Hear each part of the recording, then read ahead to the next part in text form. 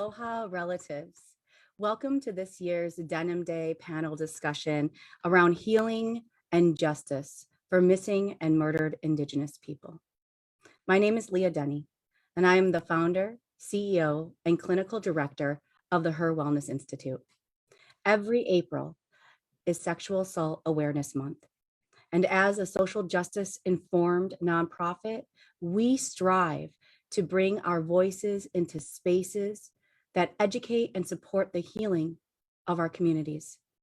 Today, we have brought together a panel of survivors and thrivers. We are a group of a survivor-led, women-led, Indigenous-led team. We also have our guests with us today. It is our joy and our pleasure to bring our voices together in these incredible conversations around healing. This topic can be very difficult, and I want to encourage you to have your water with you to sip, to be able to connect to your spirit and take care of what your needs are as they surface. Some of the conversation today may activate memories and sensations, feelings within you that maybe you struggle with on a daily basis or come up when certain things are talked about. Our team is here to support you. You can also reach out to our team and call our main line that will be shared with you in this PowerPoint. Please know that you are not alone and that today all of our spirits and our ancestors are with us. This is community activated medicine. The people are the medicine. Our culture is medicine. Our community togetherness is medicine. Mahalo for joining us. Land acknowledgement. We acknowledge in Milwaukee that we are on our traditional Potawatomi, Ho-Chunk, and Menominee homelands along the southwest shores of Michigami, or Lake Michigan, North America's largest system of freshwater lakes, where the Milwaukee, Menominee, and Kinnickinnic rivers meet, and the people of Wisconsin's sovereign Anishinaabe, Ho-Chunk, Menominee, Oneida, and Mohican nations remain present. As a Ho-Chunk citizen, I welcome you. On behalf of our founder, Lea Denny, and myself, we would like to do an ancestral chant, as we are Native Hawaiian. This chant is a mele pale, which is a chant that asks our spiritual ancestors and protectors and our guardians for guidance, for wisdom, for clearance, and for insight. And when we ask our ancestors for this, I will chant and ask our guardians from the rising to the setting of the sun, and from the zenith to the horizon. I'll ask for all of our guardians behind us, in front of us, and at the right side of the heavens. May they come to us as a whisper in the heavens, or a rustling in the sky, or from a reverberating above in rapid movement. Here we ask for the descendants of all of us in Turtle Island to be taken care of. And in this, the heavens shall grow, the earth shall grow, and Turtle Island shall grow. We ask for knowledge, strength, intelligence, right understanding, second insight and intuition, and spiritual power. Na omakua mai ka la hiki a ka la kau, mai ka ho'okui a ka halawai. Na omakua ya ka hina kua, ya ka hina alo, ya ka kau I ka lani.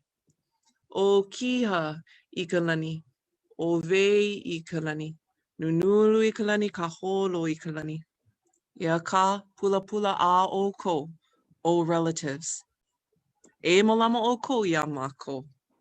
E ulu I ka lani, e ulu I ka honua, e ula I ka pai aina o Turtle Island. E ho mai ka ike, e ho mai ka ikaika, e ho mai ki aka mai, e ho mai ka maupopo pono, e ho mai ka ike papalua, e ho mai ka mana.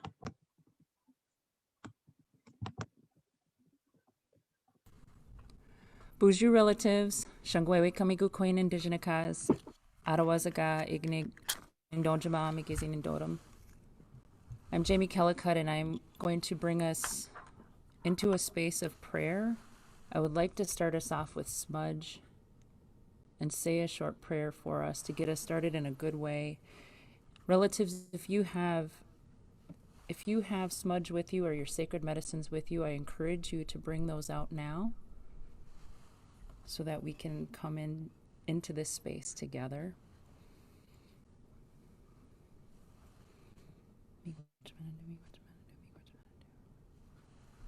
Here's some smudge for all of you.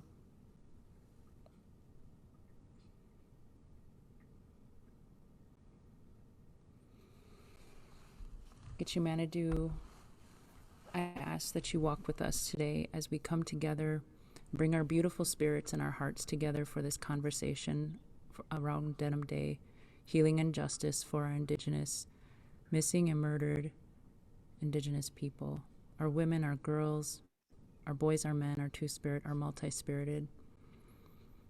I ask that our ancestors walk with us today. I ask that they fill our hearts and our spirits up.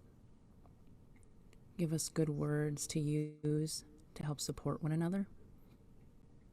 Help fill our mind up with good thoughts as we support one another and we have this conversation.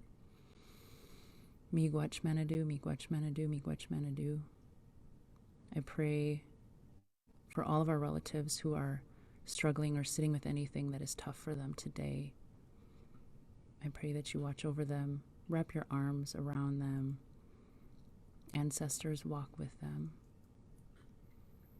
Miigwech, for bringing us all together in community.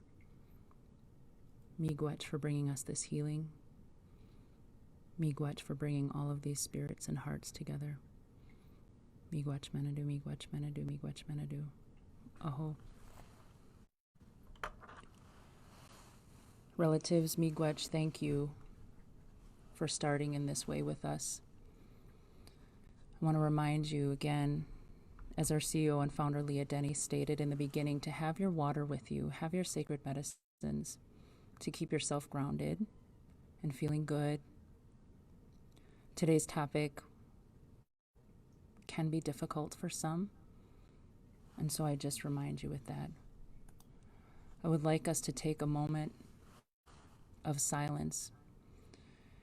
This is a space where we can come together and silently mourn, pray, meditate on any of the losses that we've experienced in our communities.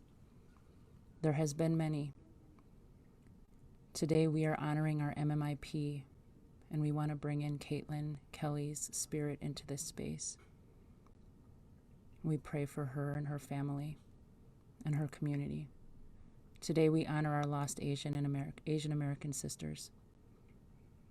We bring all of their spirits into this space. We pray for them and their families, their communities. Today we honor those that we lost in Colorado. We pray for them and their families. We bring their spirits into this space. Today we honor those that we've lost during this pandemic. We want to bring them into this space and their spirits into this space. We are praying for them and their families and their communities. Today we honor those of our relatives who have died by suicide or homicide or overdose within our communities. We bring all of their spirits here into this space.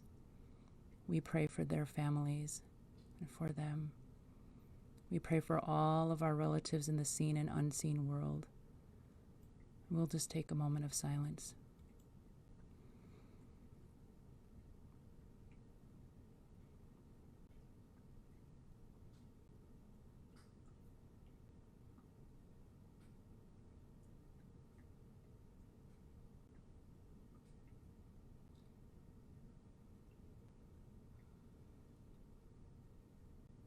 Miigwech relatives.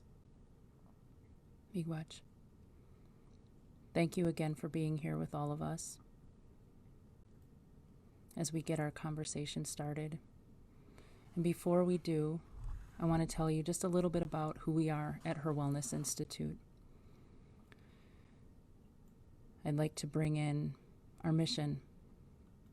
Our mission here at Her Wellness Institute is to establish a social justice informed and culturally rooted intergenerational healing approach that improves mental health and wellness outcomes for our Indigenous and underserved communities. Our vision is to create the future leaders and healers for the next generation with respect to the relationship with one another and our ancestors. Healing Intergenerational Roots, Her Wellness Institute, follows the ancestral teachings and Indigenous knowledge of the Children's Fire. The 2 laws of the Children's Fire are 1, the Children's Fire must forever keep going, and 2, the feminine must be protected. We will always seek to protect our future by pledging that no harm will come to our children by doing what is in their best interest and nurture the continuation of our ways. Our programming fosters a community-informed practice that addresses the complex impact of historical and intergenerational trauma through applying an intergenerational healing-informed approach. Today, all of us coming together, I wonder, for those relatives who have walked this journey with us for a while now, do you know what we're doing today? Us coming together.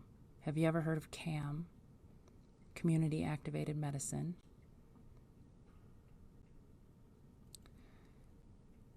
CAM. This is a term that was coined and developed by our CEO and founder, Lea Denny. It's where healing ways and community activism intersect to create action-orientated wellness, where the people are the medicine. This approach has 2 parts, and I know we've talked about it before, and I think this is really important for us to all just kind of take a moment and think about this and sit with this. One of the approaches is to inform the community and the providers. The other part of this, activate action on how to be a part of process in addressing the healing needed for communities and creating change for the generations for our past and future. CAM is both a noun and a verb. It is a process for mending social fabric through healing connections and the process of activating these community-informed spaces.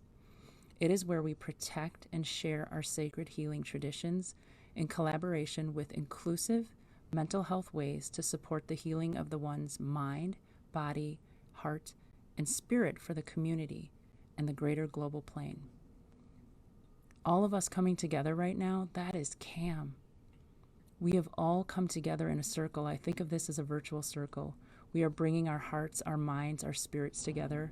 Our ancestors, we've called upon our ancestors to come be with us today. We are healing in this moment. This conversation is healing. Every time we come together, whether it's virtual or not, we're healing in that moment.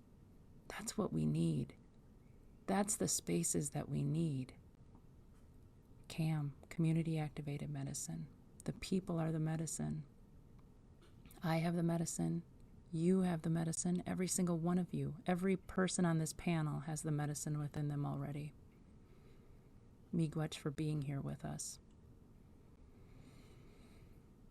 And also relatives, if you're needing a little bit extra support, like I need to talk to someone, I need to process a little bit deeper, or I just want to vent for a little while, right? Please call or text our CARE's warm line at 414-748-2592. And you can text call at any time during or after this gathering, right, as a way to say, hey, I need support. And again, this is for those needing a little bit of that extra social and emotional support. This is not a crisis warm line, not a crisis line. So if you are experiencing immediate danger or anything like that, please contact, your local authorities and get that support that you're needing. So relatives, today is Denim Day. So what is Denim Day? So Denim Day takes place on the last Wednesday of April, which is Sexual Assault Awareness Month. This day of action and awareness is an event in which people are encouraged to wear denim to combat victim blaming and educate others about sexual violence. Denim Day grew out of a 1998 Italian Supreme Court decision that overturned a rape conviction because the victim wore tight jeans. An 18-year-old girl is picked up by her married 45-year-old driving instructor. He takes her to an isolated road, pulls her out of the car, wrestles her out of one leg of her jeans, and forcefully rapes her. Threatened with death if she tells anyone, he makes her drive the car home. Later that night, she tells her parents, and they help and support her to press charges. The perpetrator gets arrested and is prosecuted. He is convicted of rape and sentenced to jail. He appeals the sentence. The case makes it all the way to the Italian Supreme Court. Within a matter of days, the case against the driving instructor is overturned, dismissed, and the perpetrator released. In a statement by the chief judge, he argued, because the victim wore very, very tight jeans, she had to help him remove them, and by removing the jeans, it was no longer rape, but consensual sex. Enraged by the verdict, within a matter of hours, the women in the Italian parliament launched into immediate action and protested by wearing jeans to work. This call to action motivated and emboldened the California Senate and Assembly to do the same. People all over the world were outraged, and wearing jeans became an international symbol of protest against destructive attitudes and myths surrounding sexual assault. I want to thank our speakers, and just a reminder to our relatives out there who are participating in this Denim Day discussion, that if you do need to take time to step away, take a deep breath, stretch, you can always contact our Cares Warm line, like Xavier mentioned. Do know that these are some heavy topics, but that's why we're here. We're here to discuss and heal. And we're here to have some important conversations. And with that, I would like to introduce our Denim Day panel today. I will go around and call on each person. I do first want to start with our guest speakers, and as I call on them, they will introduce themselves and let you know what it is that they're doing in regard to MMIP and how they're helping the community. The first guest that I'll call on is Justine Rufus.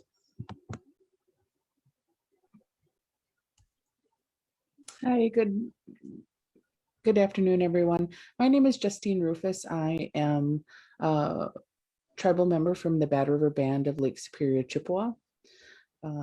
But I reside in the Red Cliff Band of Lake Superior, Chippewa, so I'm really connected to these two tribes in northern Wisconsin.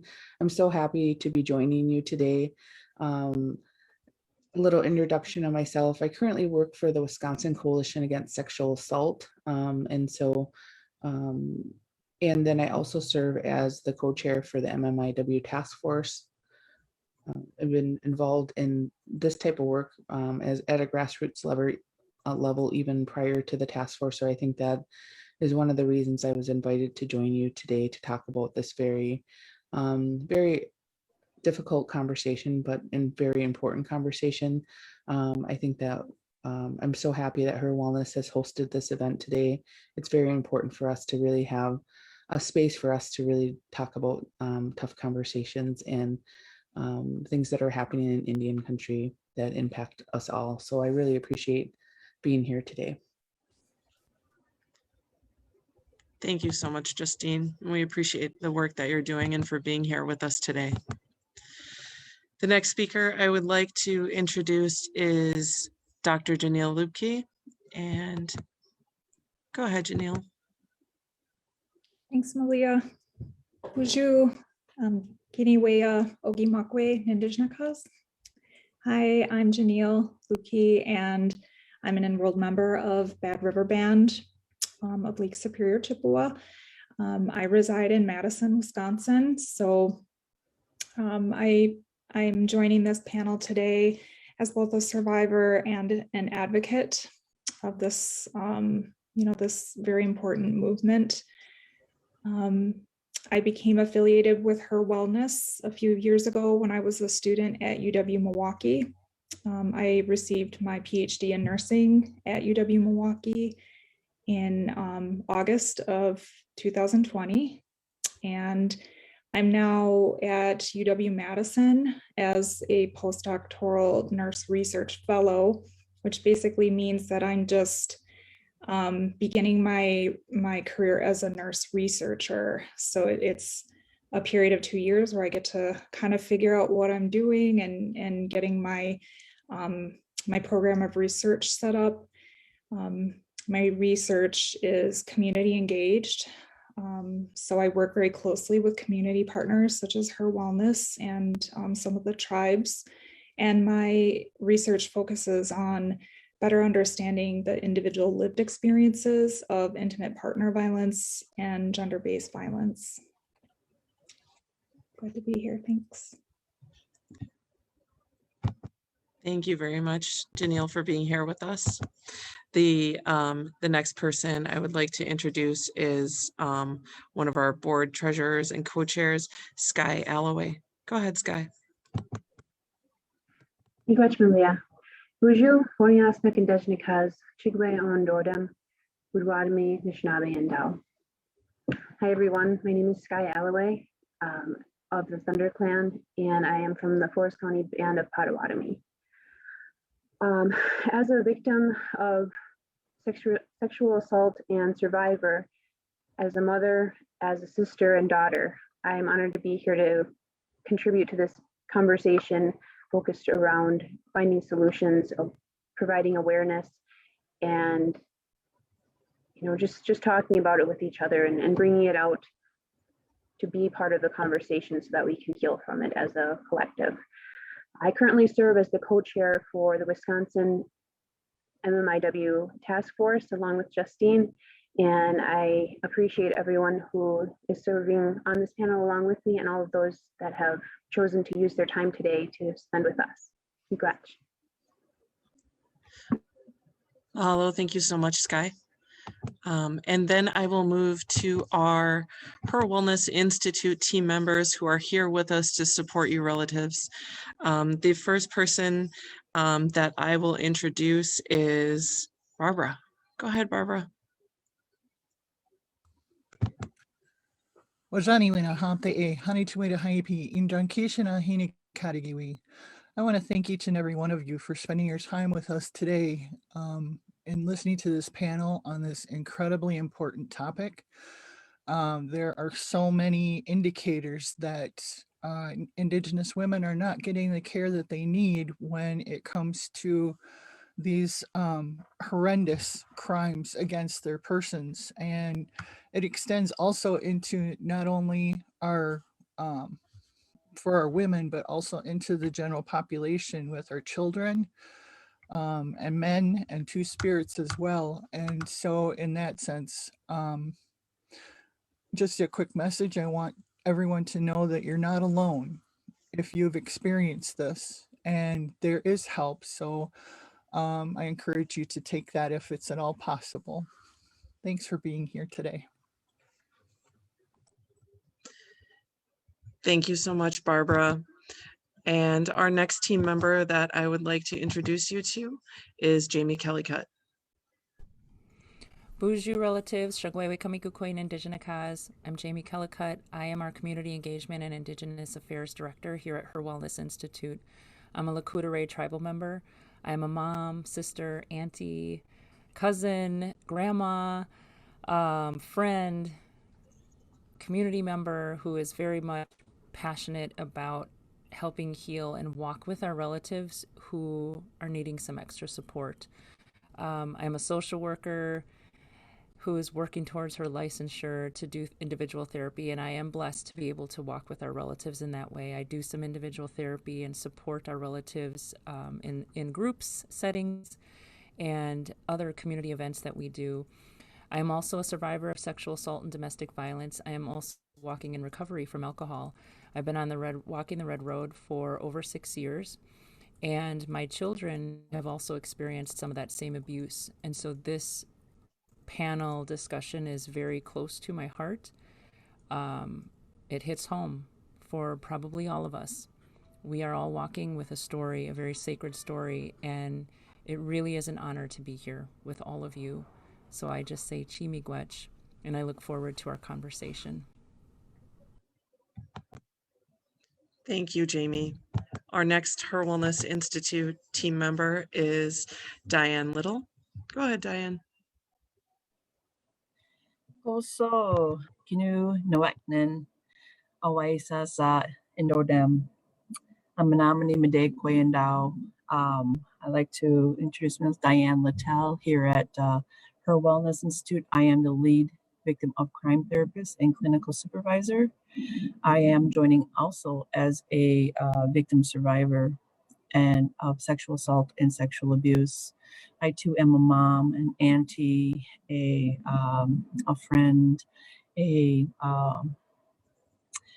just a person who also would love to bring healing to the community. I also do a lot of alternative therapies as well to broaden the healing energy for survivors to be able to heal from whatever it is that's sustained. So I'm very glad to be here, and I'm happy. Thank you very much, Diane, for being here with us. Our next Her Wellness Institute team member is Xavier Smart. Hello, everyone. My name is Xavier Smart. I am Bahamian American. I am a community healer and counselor here at Her Wellness Institute. So I'm in a lot of different spaces, from our support groups to individual therapy, and I am honored to be in this space as both a male and a therapist, right, to bring in, to offer those perspectives of being a male and how can we better support, and also as a therapist. So I'm happy to be here. Thank you. Thank you very much, Xavier.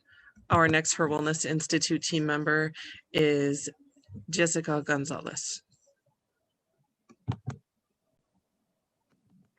Hola, muy buenas tardes. Mi nombre es Jessica González. Soy defensora bilingüe aquí en Her Wellness Institute. Yo crecí y nací en Ocotlán, Jalisco, México. Bienvenidos a todos a este panel a poder hablar temas que son importantes internacionalmente, y aquí en Her Wellness Institute tenemos la oportunidad de compartirlo con todas las personas en nuestra comunidad. Hello everybody, my name is Jessica Gonzalez. I am bilingual victim service advocate here in Her Wellness Institute. I am happy to be here with you and also to have the space to bring this topic to the community, because we have a multicultural and diverse community. I would like to say thank you everyone to be here, and I am talking to trying to bring my voice in this space to bring some healing to the community as a survivor of rape, domestic violence, and suicidal thoughts. So thank you everyone for being here. Thank you very much, Jessica. The next Her Wellness Institute team member I would like to introduce is Teresa. And Teresa Stevens, go ahead.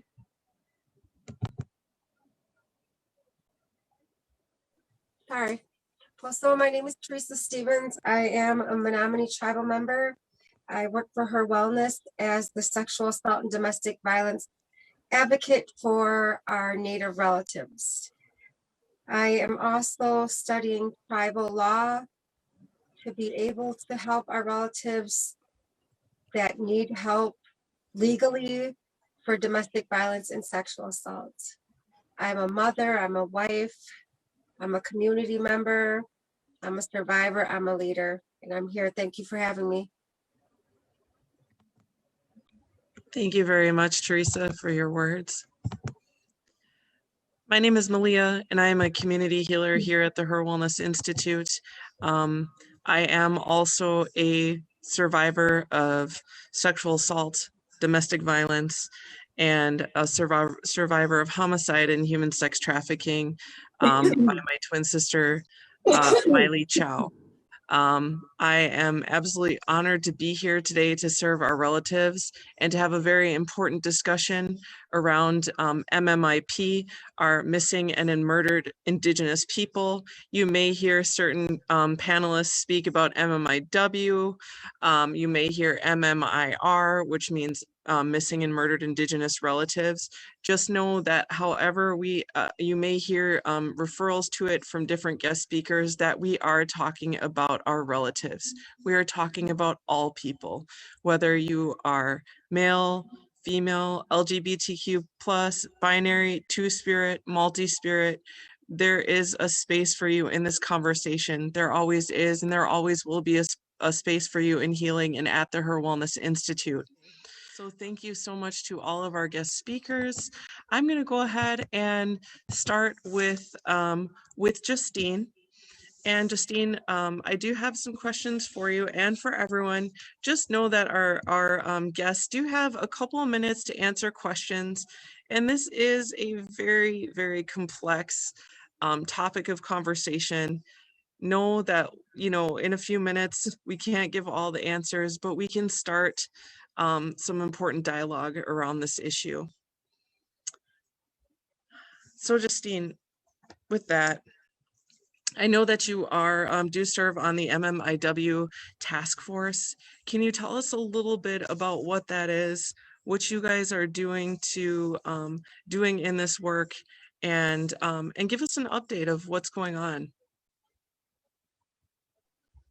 Thanks, Malia. I really appreciate being able to come and talk about the task force and the work that we are doing. A lot of the folks on this call today as your speakers are really a part of this task force, and HIR Wellness is really supportive in providing the task force technical support. And so there's a lot of community folks that are really involved in the task force. So how the task force began, there's a history in the task force, really with a grassroots effort. And I think that all of our work in Indigenous communities really come with, you know, with folks that just really cared. And so there was a group of women that came together, and a lot of communities had grassroots organizations that were doing this work, trying to create awareness around MMIP, you know, throughout our state. And what happened was they were introduced to WCASA, which is how I got involved in this work in a more formal way. But they were introduced to WCASA, and Ian, who was our legal advocate here, he's our lawyer for WCASA. He was very helpful and instrumental in trying to help get this bill pushed forward to the state as part of an assembly bill that was 548 that we tried to put in front of Senate, and it came late in the time that was to be, you know, approved.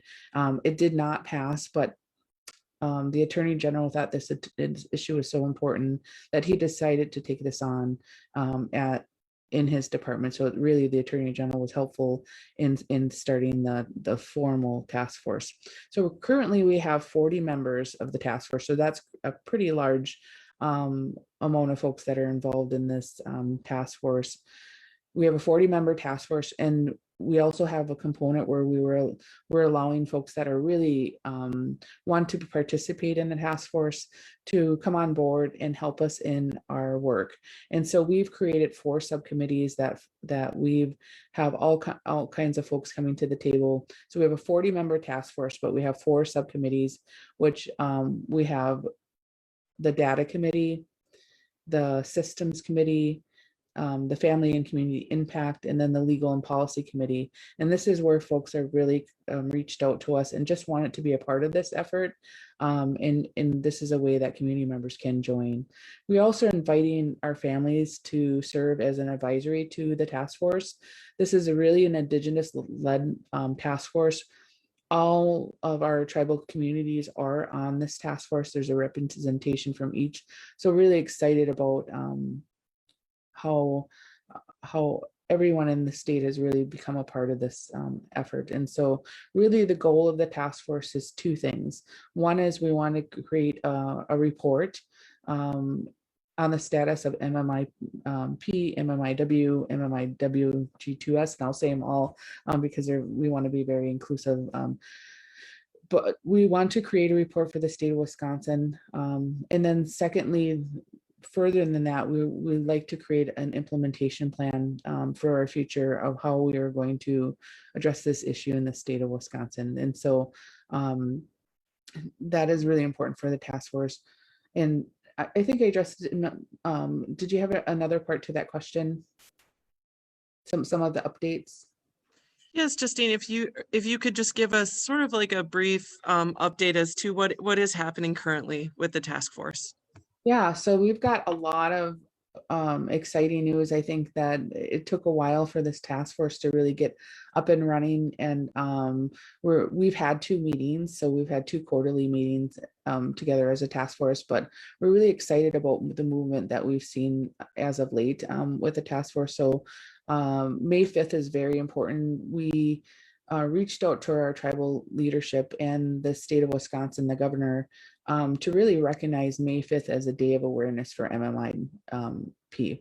And so a proclamation, we did a formal proclamation to the governor and the tribal leadership to have them sign that to create a day of awareness. And also the flags will be at half staff for May 5th. And so we're really excited that the governor, we did receive formal notice that the governor has signed his proclamation, along with leadership throughout the state will be signing their proclamations on May 5th.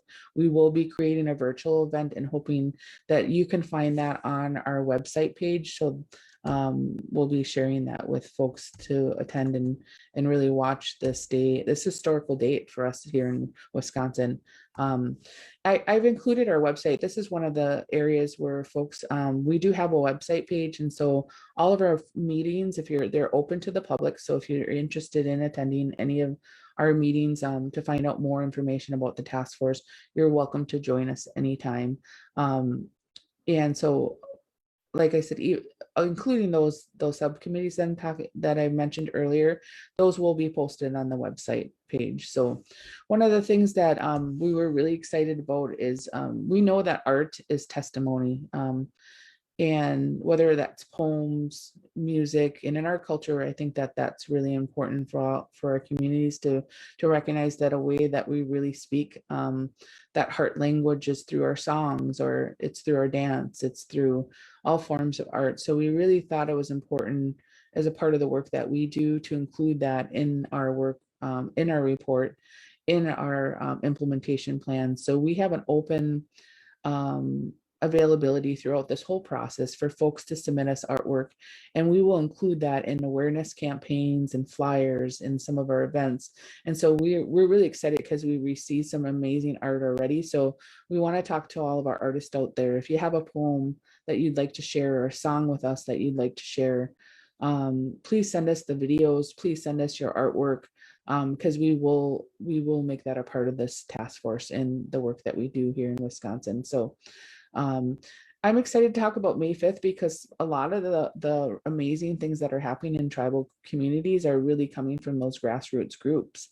There's so many walks that are happening. I know that in Menominee and Bad River, and a lot of folks are really doing some really a lot of work around creating a day of awareness for MMIP on May 5th. So we're excited to share that. The other thing that we're really excited about, and this came out of a grassroots effort too, is we're calling it Light Up the Structures. So there's a hashtag, and I'm wondering if Skye can share the hashtag in the chat.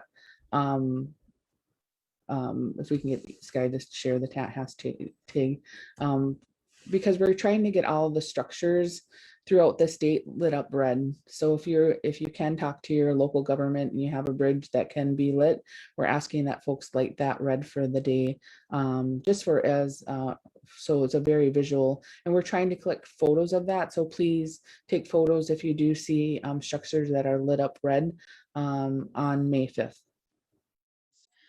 I'm so glad to hear that the hard work you're doing is starting to manifest. As far as the hashtag, we will post it onto our Facebook, as well as Justine did provide a link to the Department of Justice state Wisconsin site for missing and murdered and missing Indigenous women task force. Do know that John will post that on the Facebook comments. Okay, thank you very much, Justine. I'm going to go ahead and talk to Skye, as Skye is also part of this task force. Skye, do feel free to know that if there is anything that you just feel is important to be said, that you can say it. But what I was going to ask, though, is in addition to anything you may want to add to what Justine said, is can you recommend any resources to relatives who are interested in learning more about MMIP and what they can do? Sure. So as Justine mentioned, we have the Wisconsin DOJ website, and that has some resources available on there that I would highly recommend. I would say the first one would be the Canadian National Inquiry into Missing and Murdered Women and Girls. That is linked on the website for the DOJ. And that is a really good resource to kind of see what Justine is describing as one of our final goals, to create a report to find answers for those that have been taken. And this final report is our goal, with carefully researched and accurate documented information to help us narrow down a set of mandates to guide the solutions for our relatives. So the Wisconsin DOJ website would be the first resource that I recommend. But then in addition to that, nativehope.org, they have a really good set of information specific to Indigenous people, but then also for understanding this very complex, there's a lot that goes into the MMIW crisis that we are facing, and nativehope.org does a really great job of diving into that and giving some really great information, ways to resources, ways to help and to just understand a little better. And then of course there's HIRWellness.org. There's a lot of information on that. Specific to Wisconsin itself. So Native Hope, it gives a little more of a broad picture, and then Her Wellness kind of dives down a little bit more into Wisconsin itself and what we can do for our relatives here at home. But those are the three that I would recommend. Thank you very much, Skye. I appreciate your feedback and for all those resources. And just a final question for you briefly. What do you personally hope to see as a result of the MMIW task force? So my personal goal, and I believe it's the goal of everyone who's doing this work, is to save lives. It's to prevent any more of our relatives from being taken, from being harmed, and to find answers for those that have been taken, to honor their memories, to uplift their stories, and to ensure that there's visibility, that we honor our relatives and take steps to ensure that we do everything we can to prevent any more of our relatives being taken. Thank you so much, Skye, for your words and your input. We appreciate you being here with us today. I am going to move to our next guest. We'll go to Dr. Jeneile. And Jeneile, it is to my understanding that you've recently had your dissertation approved. I've heard that it addresses a gap in literature and documentation around intimate partner violence and domestic violence. And maybe you can talk a little bit about that intersectionality between intimate partner violence, domestic violence, sexual assault, and even human trafficking. Mm-hmm. Sure, thanks. So yes, my dissertation I mentioned previously that I did successfully defend that last August, and it really aimed to get a better understanding of what's happening in our communities. And for the dissertation, I focused on urban areas in Wisconsin. Some of that has to do with the way that COVID hit and not being able to access the rural and tribal-based areas. So I focus mainly on the urban areas, and the gap that it addressed is that we have a few national studies to gather data around the prevalence of violence, intimate partner violence, sexual violence, but we don't have studies that are in the local context. So here in Wisconsin, so I really wanted to address that barrier and be able to give voice to the stories that our women and girls have to share. And really, we can't start to address the problem and come up with better screening methods and interventions unless we really understand the problem and what's going on. So that's really what I wanted to do.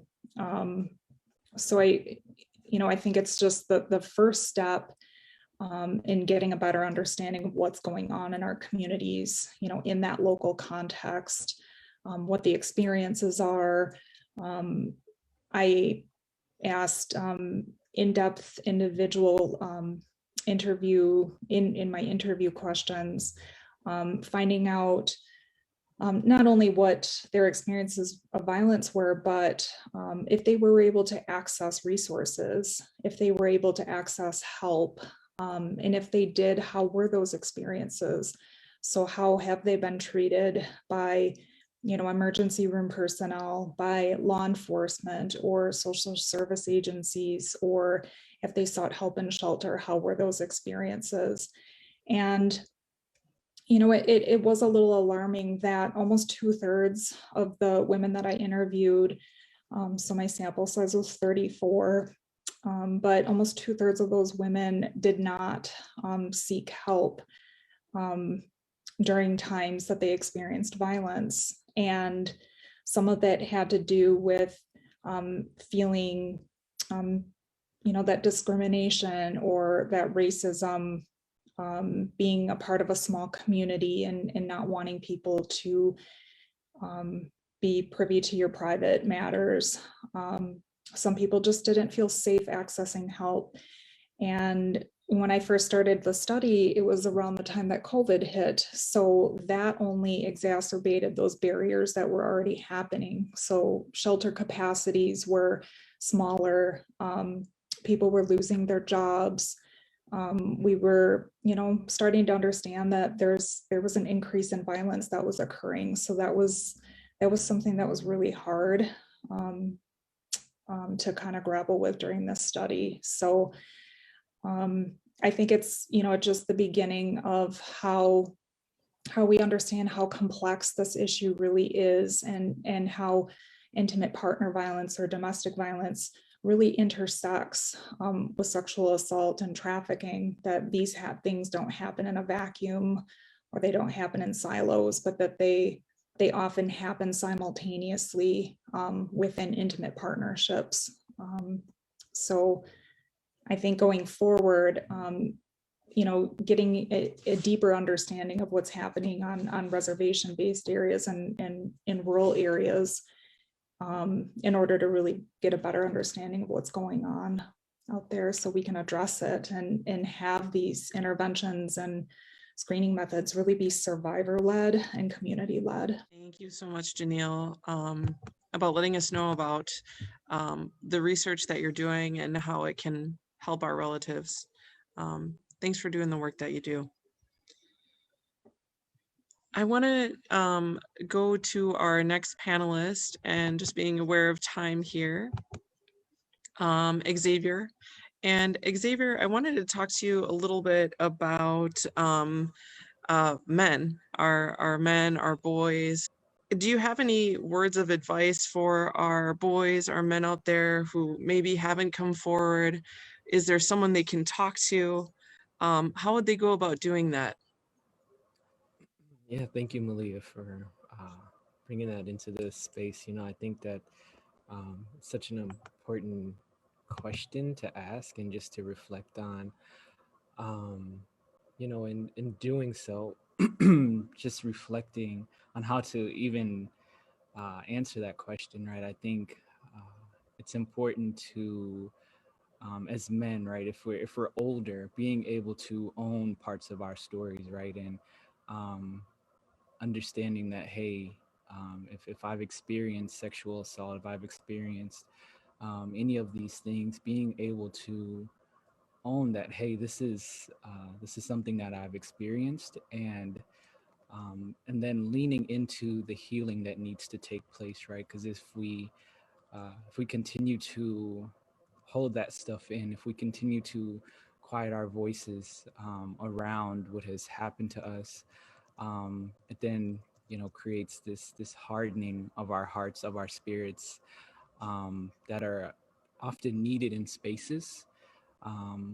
For example, this space being one of them, right? Being able to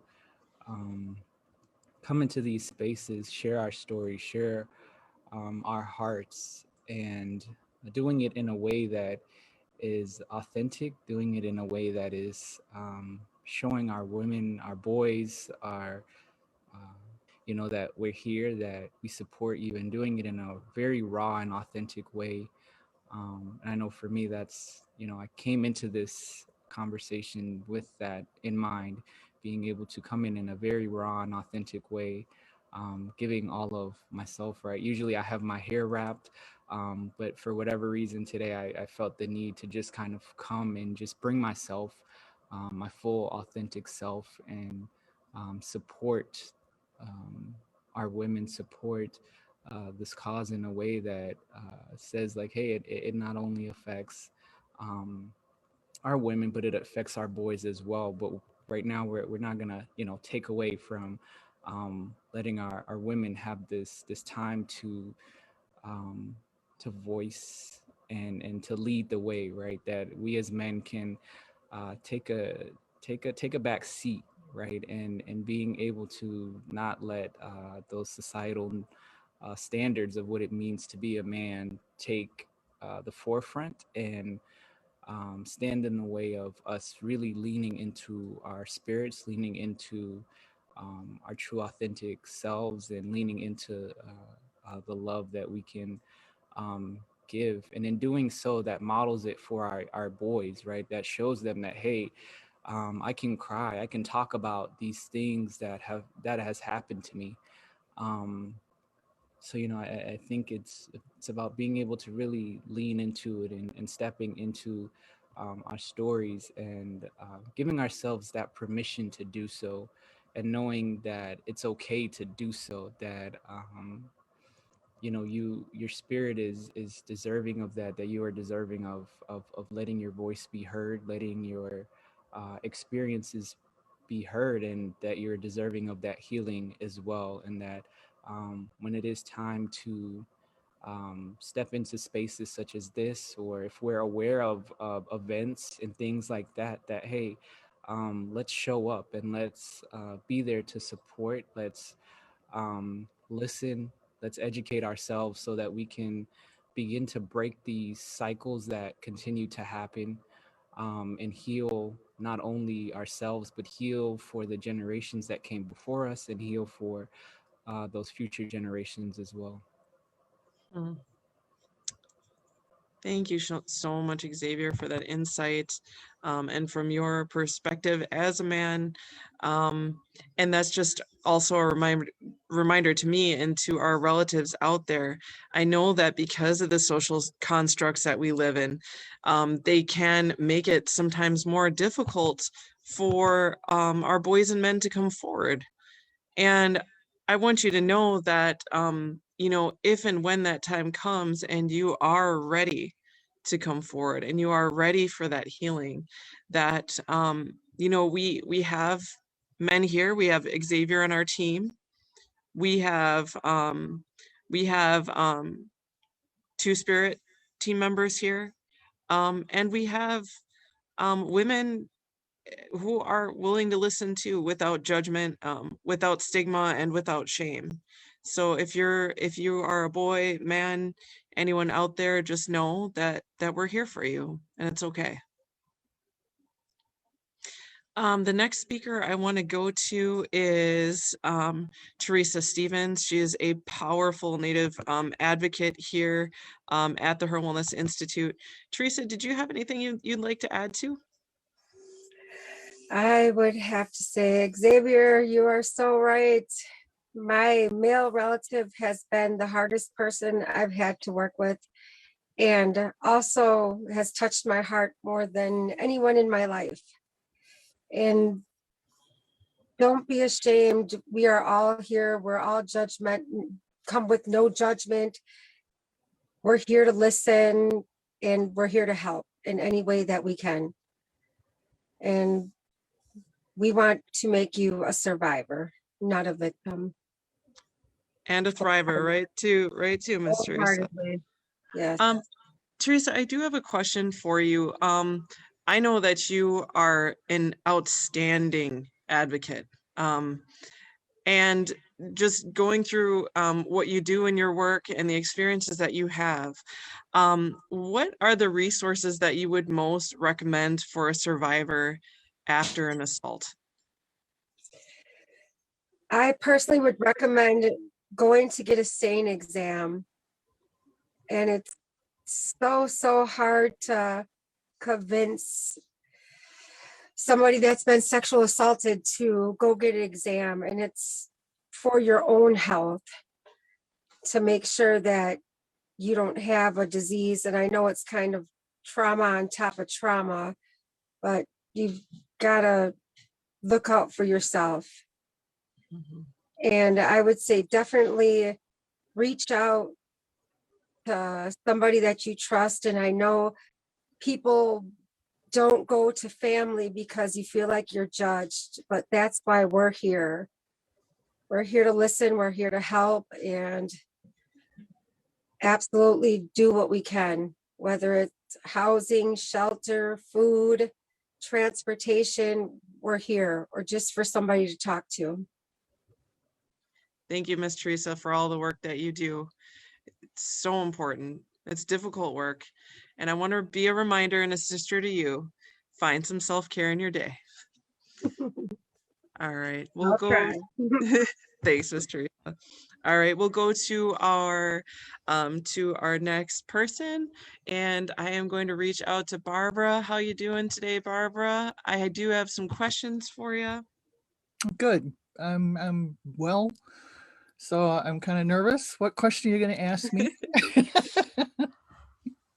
Well, as an elder or an elder in training, your experience as a community member and a professional and a healer in the field has spanned for decades. Can you speak to the age range of MMIP and the myths around it? There's so many myths, you know, and one of them being that it's, you know, this certain segment of our population.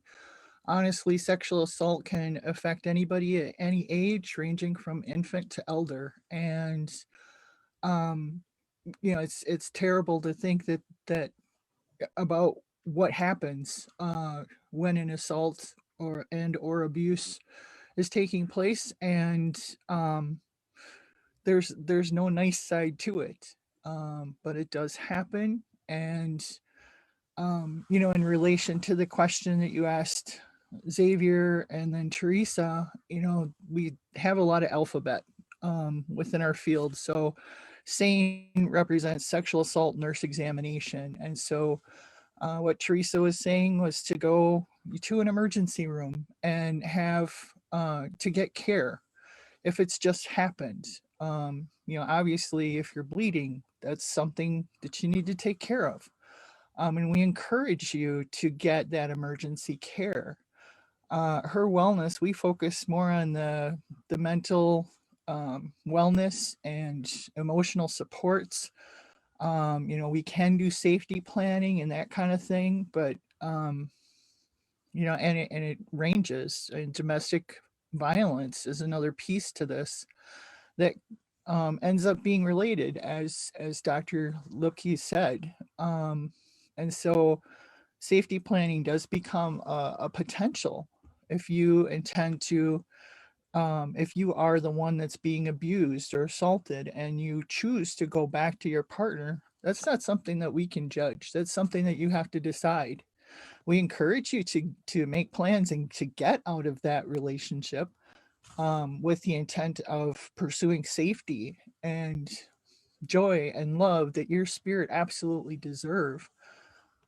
But it's not something that we can tell you and lead you to immediately. That's a decision that you have to make, and it's intensely personal.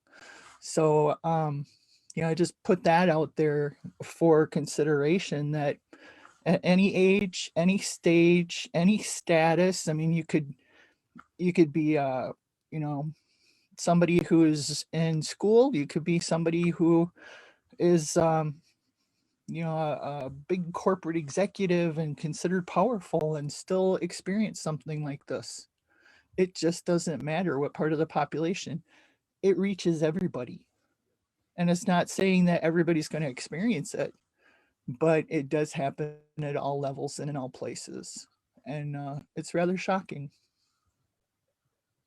Thank you, Barbara. I do have just a little another ask, which is, you talk about how it can happen to infants, it can happen to our elders, it can happen to anybody. What are ways that our relatives can cope? And then also set boundaries when the perpetrator is, commonly we know that the perpetrators are someone that we know. It could be a community person, it could be a family member, it could be even a person that's highly respected, it could even be a medicine person or a spiritual person. How do our relatives cope with that, and what can they do? Well, one of the key factors is that person is likely to isolate you in some way. So it's really important to reach outside of that relationship with that particular individual that intends you harm.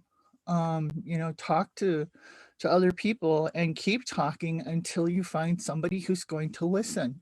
It's really the first step in not only the recognition, but the healing, to be able to talk about this, talk about what's happened, to take it to the next step and find that security that and safety that you're seeking.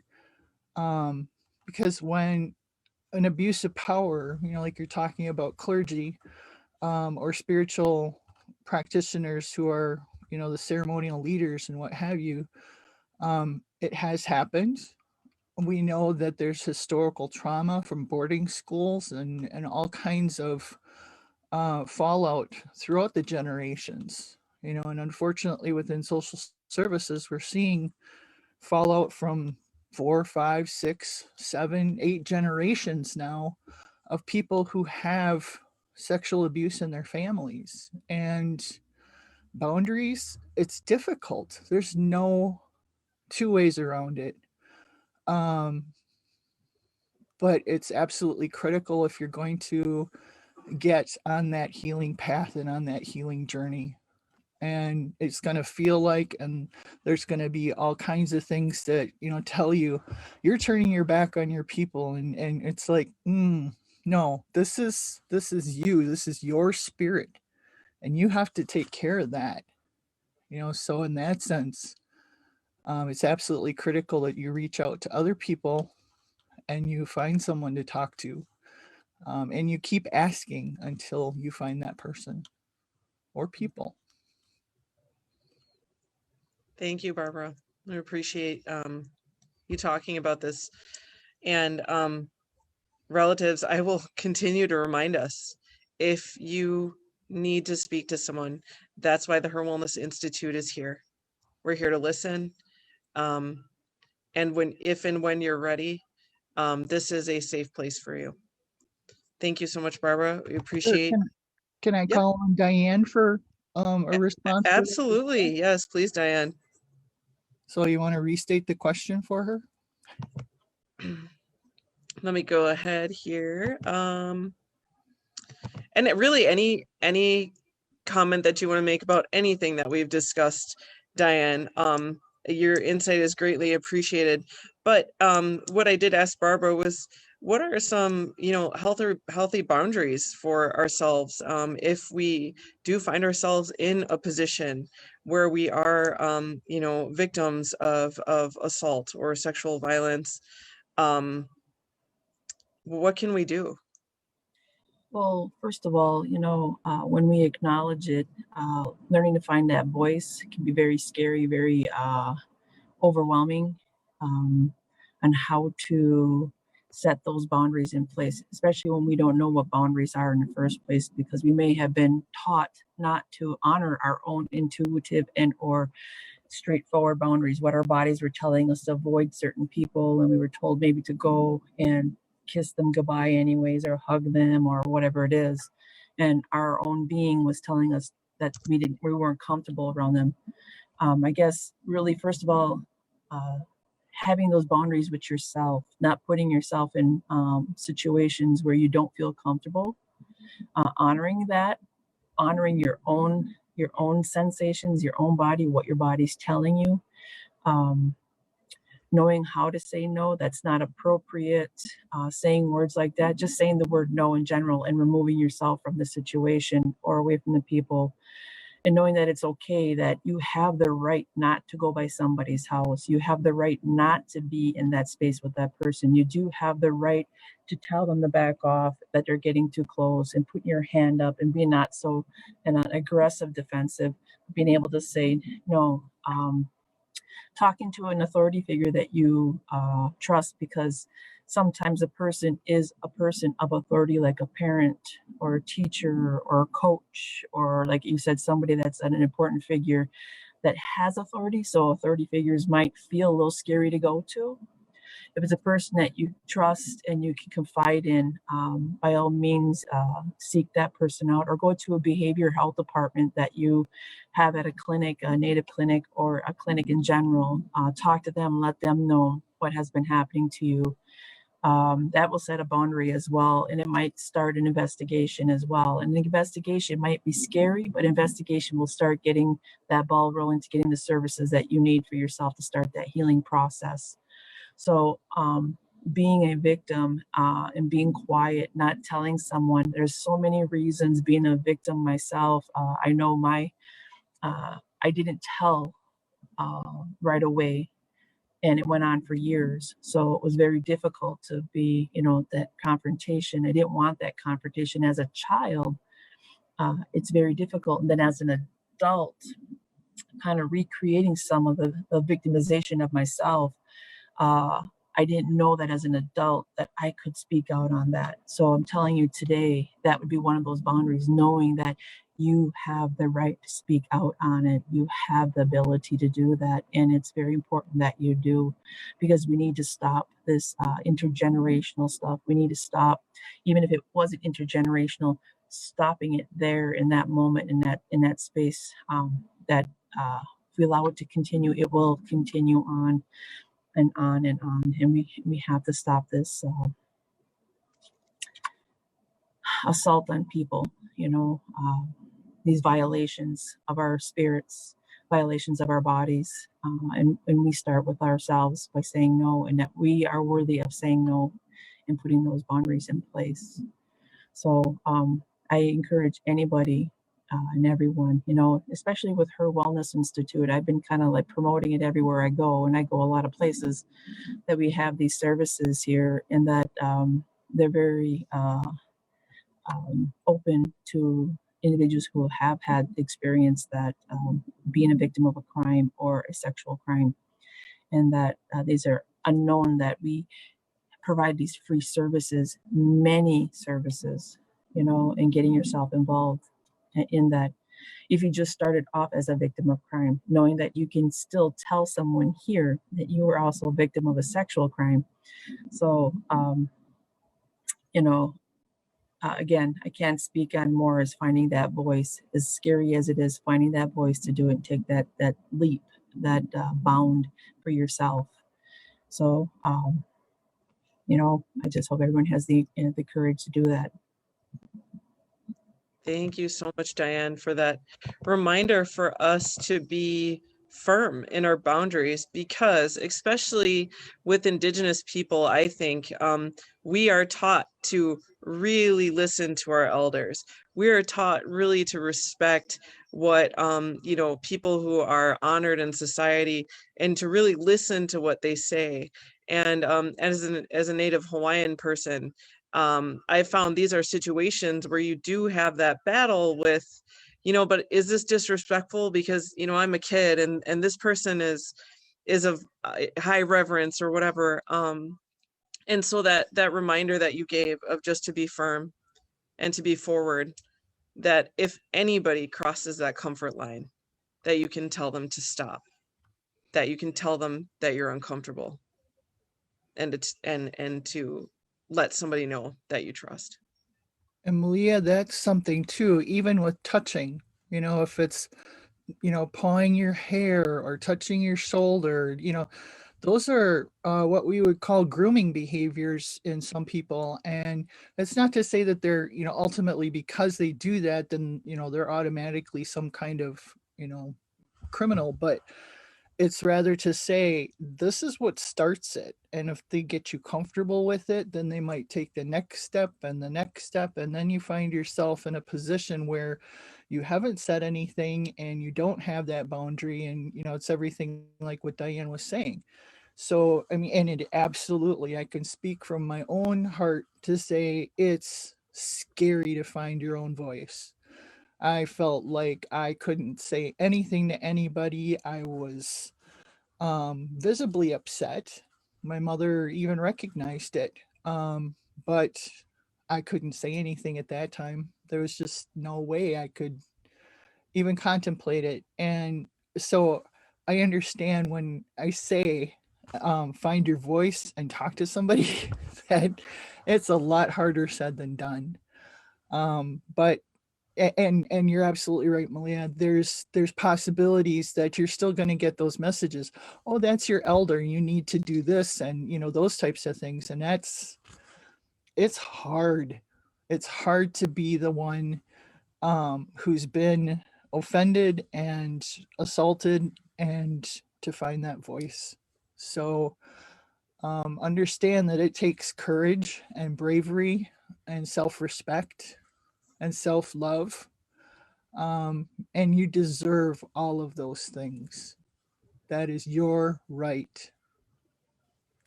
Thanks. Thank you so much, Barbara. Thank you. Malia, could I jump in for just a moment? Absolutely, for sure. There's something that is coming up for me that I think would be good for us to talk about briefly. I think the relatives, this is a really great reminder for us as the adults to be honoring our children's voices, to honor what it is that they want to do or what they're feeling in that moment. So some of our panelists have talked about our intuition. We all have that. Our spirit is there guiding us every single moment of the day. And because we've been taught to respect our elders, to respect our family, respect our parents, do what I say, that sort of behaviors have been passed down generation from generation. Because of colonization, I want to put that into this space. So there were people outside of our communities who really brought in these pieces into our communities. And so now we continue to talk, to educate in that way. We're still seeing it in our family systems. We're still seeing it in our community. And so this is a time, relatives, for us to, you know what, when we know better, we do better. I've heard many people say that over time. I think Oprah Winfrey, I've heard her say that, but it's true. When we know better, we do better. We're healing. We're not coming with judgment. We're coming with, let's educate, let's learn, let's heal together. I remember growing up, and I was taught that you hug and kiss your relatives, and every time your aunties and uncles come in the room, that's what you do. Every time before you go to bed, that's what you do. Every time you leave. And it wasn't until I was older that I realized, like, I wasn't always comfortable with that. And so our kids, they know whether they're comfortable or not. They will tell you. All we have to do is pay attention and to listen. Allow our spirits to pay attention. I have a beautiful blended family of 6 children and 2 grandchildren. And my oldest grandchild is turning 6 this year. And when she was about maybe 2 or 3, there were times where she wasn't comfortable. Or I have two twin nieces, and there were times where they weren't comfortable coming to give a hug. That's okay. You still can say hi to them and say, that's okay if you don't want a hug. We don't have to hug. It's okay. You let me know if you want to come into, if she wanted a hug or if she wanted to be in that space, she would let me know.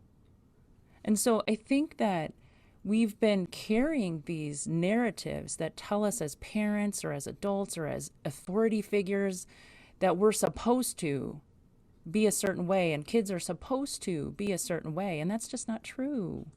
And so I say that, I wanted to bring that into this space. I also wanted to say that if we were talking more about teaching mutual respect, so that respect would be coming from both ends of the spectrum. Our children would be respecting our elders would be respecting our children. And in fact, I remember hearing a teaching from a Potawatomi elder who said that our society has it wrong, that actually our children are everything, and that we do everything to make sure that they are cared for and we respect them 100%. Where our society out here tells us children are to be seen, not heard. Children should be do what I tell you to do. You have to stay in line. It's like this, right? It's this almost militant style of parenting. So that taught me that before colonization, we knew how to do that. We did have mutual respect. We did care for our children in that way, that they were everything, that we weren't harming them.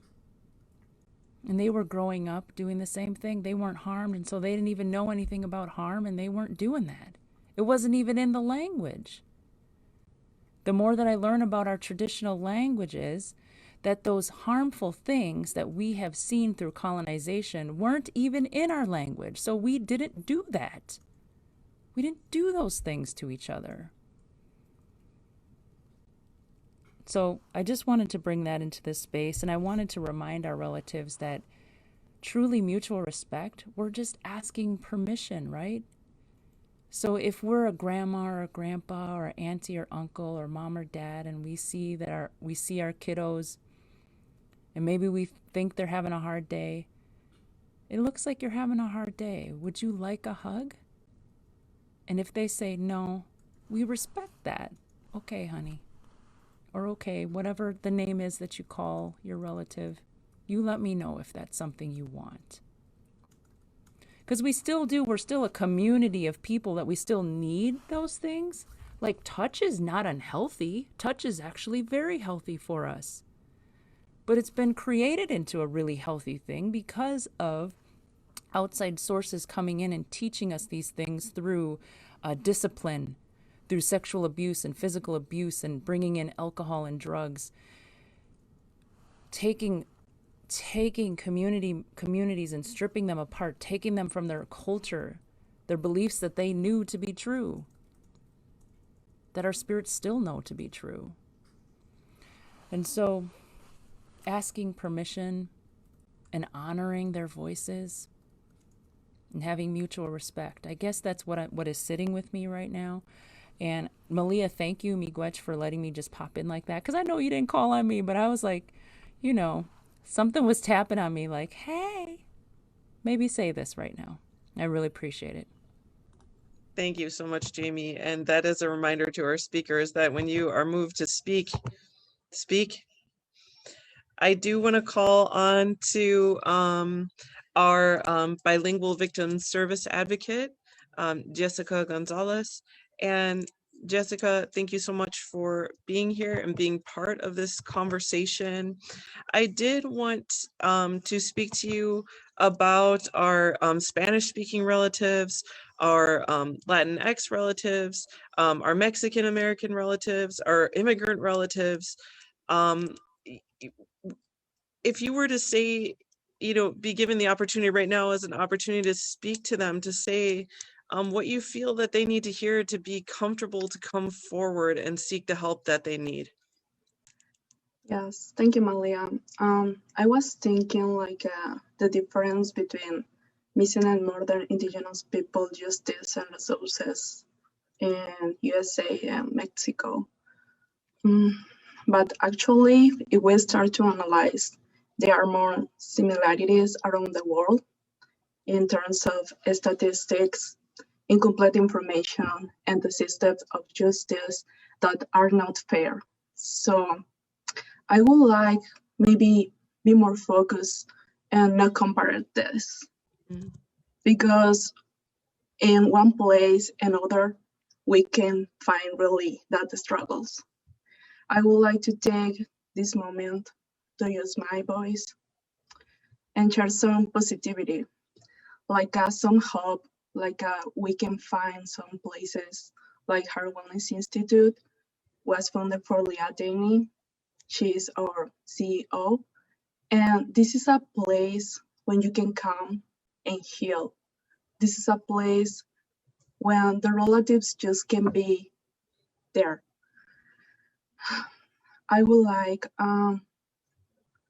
to also say like the beautiful team we have, the advocates, we all will working so hard and with connections, with associations, with organizations in the community.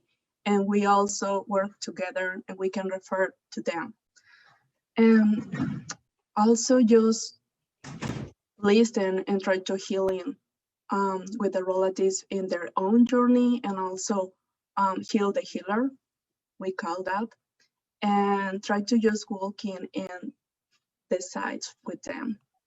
And speaking about discrepancies, that kind of stuff between countries is hopeless, and I prefer to be focused in their way. We always be people and organizations in the communities who is seeking like a common good.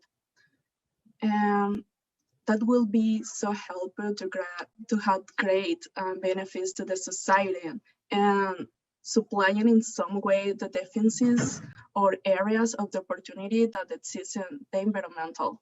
So that means to me, just like Jamie said, Barbara, and connect, shared, help together, and try to create really relationships between countries and the community to try to just improve and stop that kind of struggles we also had for generations.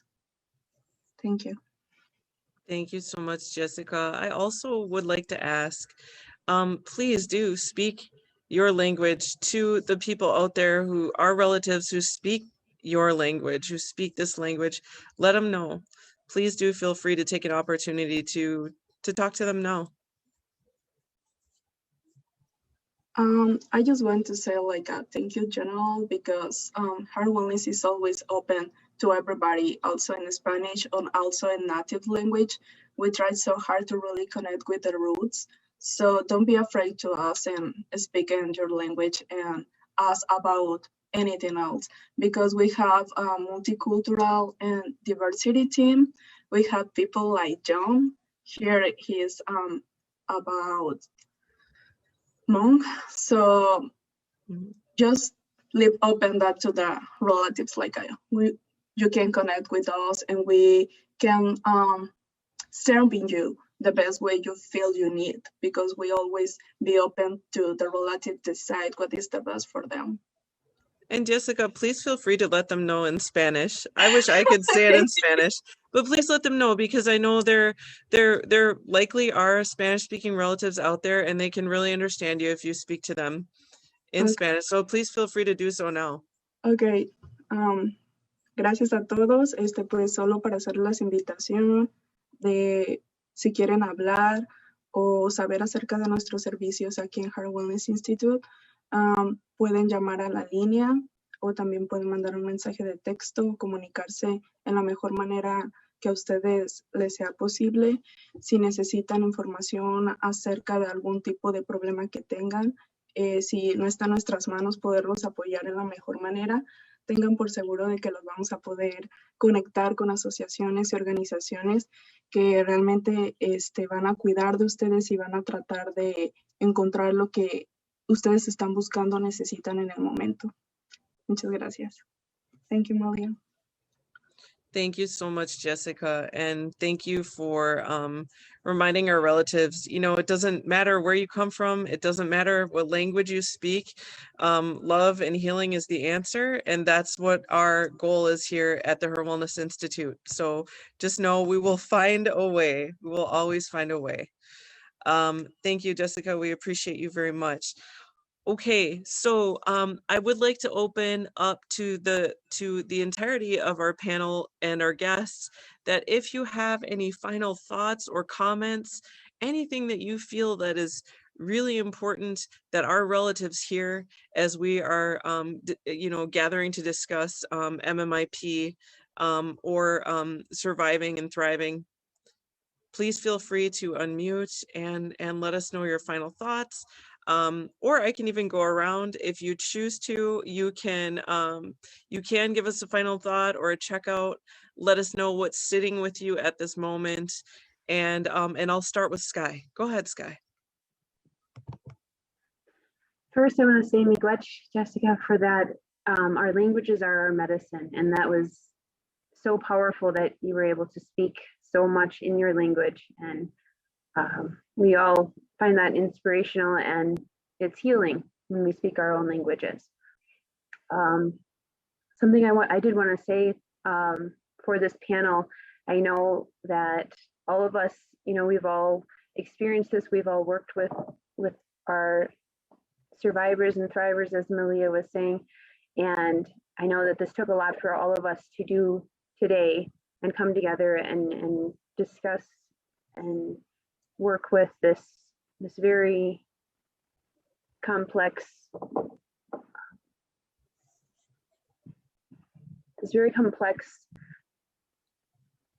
epidemic that we're facing. And I just want to say that I'm so proud of everybody, and I'm so thankful that everybody here today, whether you're a panelist, whether you're a HIR Wellness staff member or an attendee, for taking the time today and bringing that your spirit into this space and your medicine into this space. I know I personally appreciate it, and I hope, you know, we've all been able to lean on each other a little bit today. And I just want to say miigwech to everyone for that. Thank you very much, Skye, for your words and for being here. We appreciate you so very much. All right, I'll go to Barbara. Thank you. It strikes me that we didn't mention the National Indigenous Women's Resource Center. They have a, if you find your family in the situation of missing someone, there is a kit available online that can be used to help guide some of the things you might need to think about in that circumstance. And, you know, it's obviously filling out a lot of different templates for yourself, but it makes sure that you are doing absolutely everything that you can within your power to find your relative. And I have said this before in other panels, that, you know, as a survivor, I just turned out to be lucky. It could have been me, and that scares the hell out of me. So in that sense, whether it's trafficking or sex trading or whatever's going on, you know, reach out and talk to people, talk to one another to make sure that we can, in fact, find the help that we need. Thanks.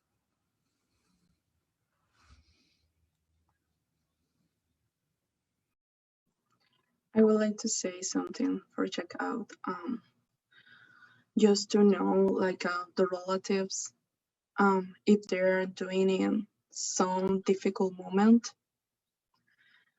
they always have the right to decide what is the best for them. They always could report the crime. This is an option, but they have the control to decide. And also it's always people around them who could really guide them with love and respect, and always giving options for them to decide. And thank you. I would like to chime in for just a moment. Seeing Absolutely. Jessica speaking and understanding also the other complexities of our individuals who have immigrated over to our country, and that they may or may not be documented and or may or may not be what we call illegal, which may be very frightening, and why some cases go unreported. So I want you to know, relatives, that if you're one of those individuals, you are more than welcome to come here at HIR Wellness Institute and get the care that you need and receive. It is very important to start that healing journey, and it can be even more overwhelming and even more scary because of our status. And we don't want that to be a barrier for anyone to receive the healing that they need. So by all means, we are here for you, any community members, again. So just wanted to put that out there. Thank you so much, Diane. I think those are such important words, so much so that I will ask Jessica, if you can, please let our Spanish-speaking relatives know. I would like to say is for everybody, like I would like everybody can really bring the voice in our native language. For now, I'm doing just in Spanish because it's the only way I can do now. I hope to have the ability to speak my language, but colonization. Solo para hacerles saber que si necesitan algún tipo de ayuda y tienen siempre el temor o la barrera, como todos habían mencionado, acerca de pedir ayuda por tu estatus migratorio, hay asociaciones como HIR Wellness Institute y algunas otras con las que los podemos conectar y acercar. Algunas los hacen de manera gratuita, como aquí en HIR Wellness. Entonces, por favor, siéntanse libres y con el apoyo de que lo recibirán por nosotros, y estamos para ustedes en lo que les podamos servir. Gracias. Thank you, Malia. Thank you so much, Jessica. We appreciate you communicating with our relatives. Okay, I will go ahead with Xavier.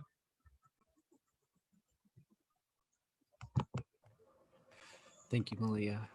Thank you, Jessica, for bringing your voice into this space. It's definitely appreciated being able to reach all of our relatives. I am grateful to have been in this space, sharing this space, holding this space for our women, and just to all of my brothers out there, don't be afraid to step into your journey, step into your truth, and in your healing, because you truly deserve it, regardless of the messages that colonization society has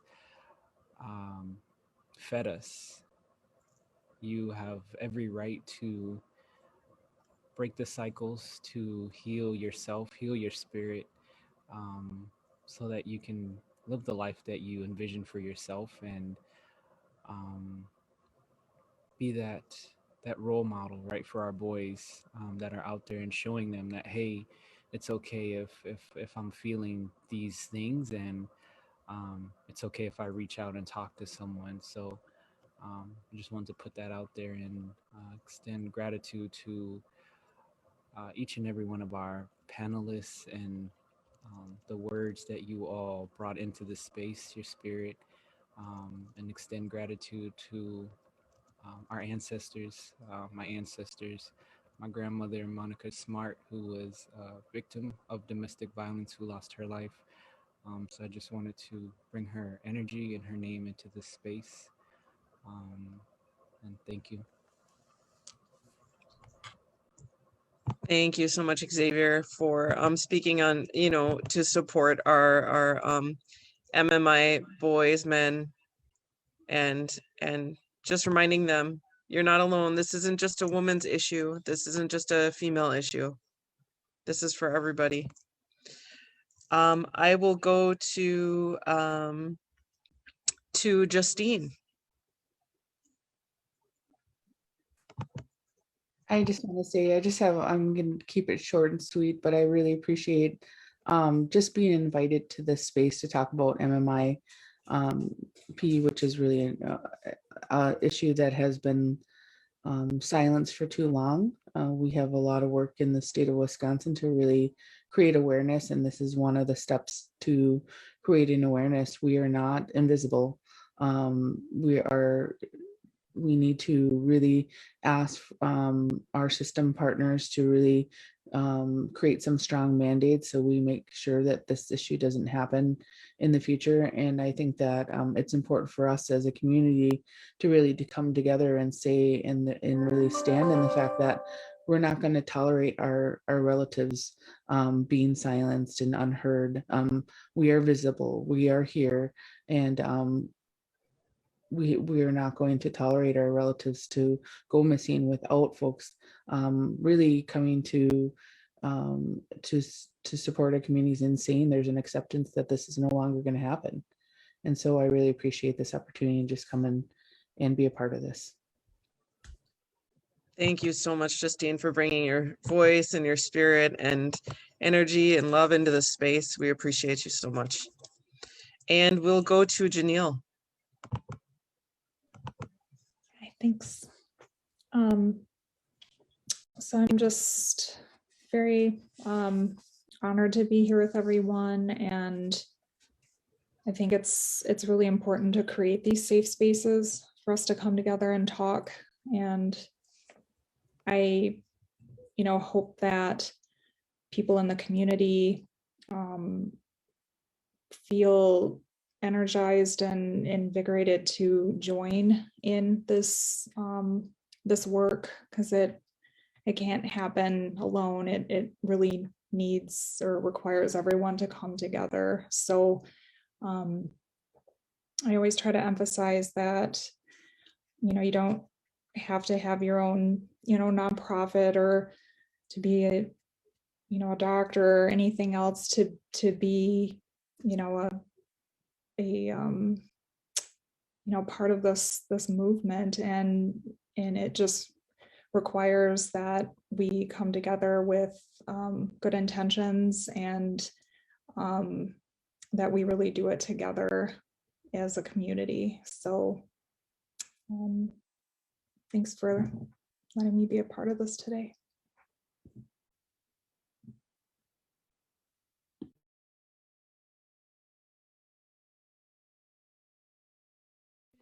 I'm muted. I want to say thank you so much, Jeneile, for doing the work that you do and bringing your voice into the space, and for making a lifetime commitment to doing the work. We appreciate you. We will go finally to, I know Teresa is doing the work right now. So she is unable to say goodbye, but she did want to send her her thanks to everybody. But alas, there's always work to do. And so she's doing what she's got to do. We will go finally to Miss Jamie for her final thoughts. Miigwech, thank you, Malia. What is sitting with me right now is how we came into this circle together, and we were brought together by Denim Day. We were brought together by MMIP, Missing and Murdered Indigenous People. And I also am thinking about how we evolve. We're evolving all the time. And one of the evolutions that I learned about recently that I feel has really been wonderful for this particular movement is MMIR. And I know it was mentioned at some point today, and I just wanted to bring it back up because at Her Wellness Institute, we don't call relatives clients. For us, our relatives are part of our family. We are all connected, so we see each other in that way.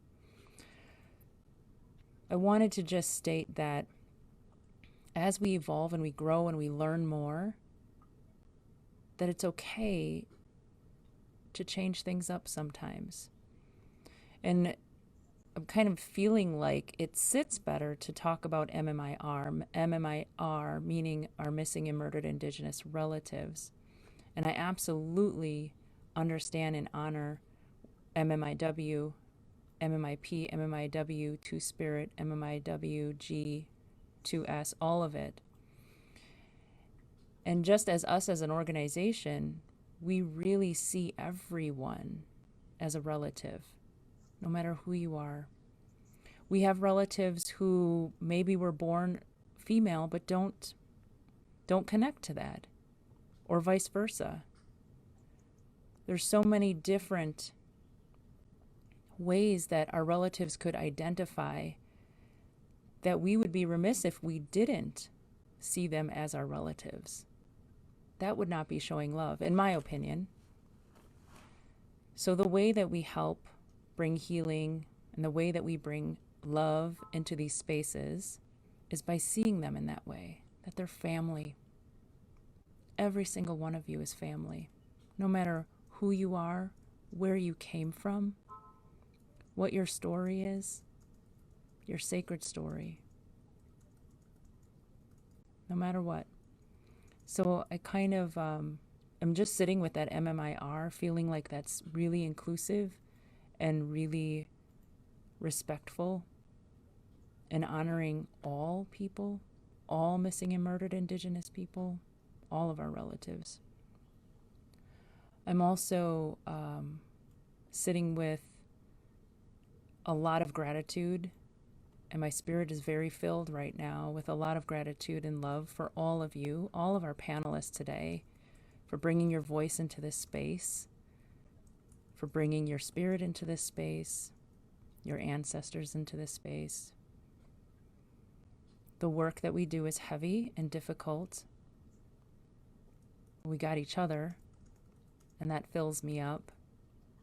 I have the great fortune of talking with relatives every day, and I see and hear the healing that is happening from the work that all of us collectively are doing.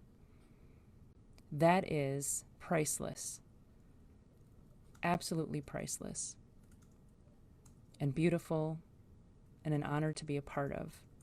So I just thank all of you, all of our panelists. I say Chimigwech to all of our relatives who are here with us in spirit, listening and watching. It's been a real pleasure. Please reach out if you are looking for some support, if you are needing someone to talk to. We are here for you. I also wanted to mention another resource, Strong Hearts, and we'll put that into the comment section on Facebook. They are another resource for you, and friends of ours at Her Wellness, so we wanted to bring them into this space. But there are many community members who are doing the work every single day, and we're here for you. Sending you lots of love. Thank you so much, Jamie, and to all of our panelists for your words, for your work, and for being there to support our relatives. If you would like to support the Her Wellness Institute, please do check out our website, herwellness.org, for more details and ways that you can support. As Barbara says, Barbara did have to go, but to quote Barbara, our elder in training and just a beautiful advocate, community healer, advocacy director, and Ho-Chunk woman, she says, "We survived, we're alive, we strive, and we thrive." And with that, relatives, I would like to leave us with our Community Engagement and Indigenous Affairs Director, Jamie Kellicut, to sing with her voice a song called Follow. Oh, miigwech. Thank you, Malia. Relatives, this is not my song. This is a song by Brandy Carlisle. I will sing a cappella. I love the words, the lyrics to the song, and I'm dedicating it all to you. And it has become kind of an anthem here at Her Wellness Institute. And if you know it, sing along with me. But it is called Follow. Follow your heart and see where it might take you.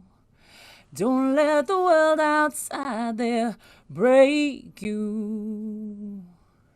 They know not who you are inside, and they've never felt your pain. Don't ever let them crack. Hold out.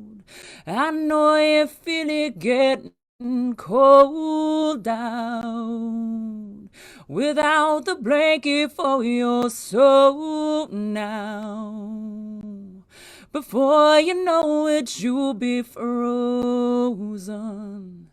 And you have to see this through. There's no one here but you. I feel the rain coming down. It reminds me of who I used to be. But now that's nothing more than a memory.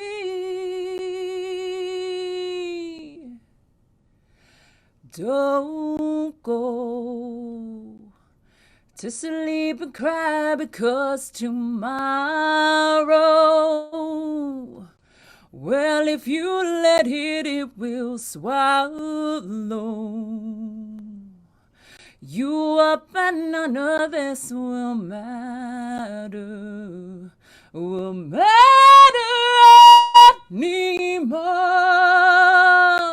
Ooh, ooh, ooh. I feel the rain coming down. It reminds me of who I used to be. But now that's nothing more than a memory.